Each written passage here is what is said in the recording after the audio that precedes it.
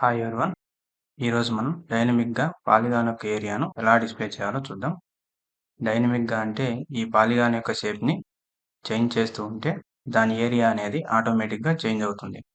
ఇక్కడ vertex tool తీసుకొని ఈ పాలిగాన్ షేప్ని చేంజ్ చేస్తున్నాను. ఈ పాలిగాన్ యొక్క ఏరియా అనేది చేంజ్ అవుతుంది.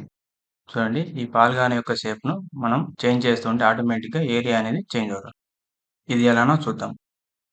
ఇక్కడ పాలిగాన్ లేయర్పై రైట్ క్లిక్ చేసి ప్రాపర్టీస్లోకి వెళ్ళండి.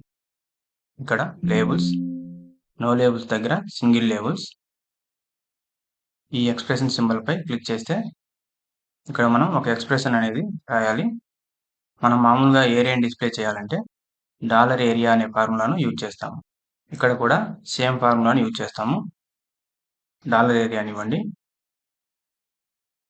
Okay, apply and okay. ఇక్కడ చూస్తే మనకు ఏరియాలో పాయింట్ తర్వాత ప్లేసెస్ అనేవి ఎక్కువ వచ్చాయి. ఈ ప్లేసెస్ను మనం తగ్గియాలంటే మనకు ఈ పాయింట్ తర్వాత 3 ప్లేసెస్ వస్తే సరిపోతుంది. మళ్ళీ లేబుల్స్లోకి వెళ్ళండి. ఈ $ఏరియాకు ముందు రౌండ్ అనే ఎక్స్ప్రెషన్ వాడతాం. ఇక్కడ round bracket open $area comma, ఇక్కడ పాయింట్ తర్వాత మనకు 3 ప్లేసెస్ కావాలి కాబట్టి 3 అని ఇస్తాం, కామా 3 బ్రాకెట్ క్లోజ్. ఇప్పుడు చూడండి, ఇక్కడ పాయింట్ తర్వాత 3 డెసిమల్స్ వచ్చాయి. ఇప్పుడు ఒకవేళ మనం ఈ పాలిగాన్ని స్ప్లిట్ చేసి చూద్దాం. స్ప్లిట్ ఫ్యూచర్ టూల్ తీసుకొని స్ప్లిట్ చేస్తే ఆటోమేటిక్గా ఏరియా కూడా స్ప్లిట్ అవుతుంది. చూడండి,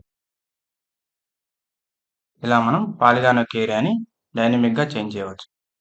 థ్యాంక్ యూ.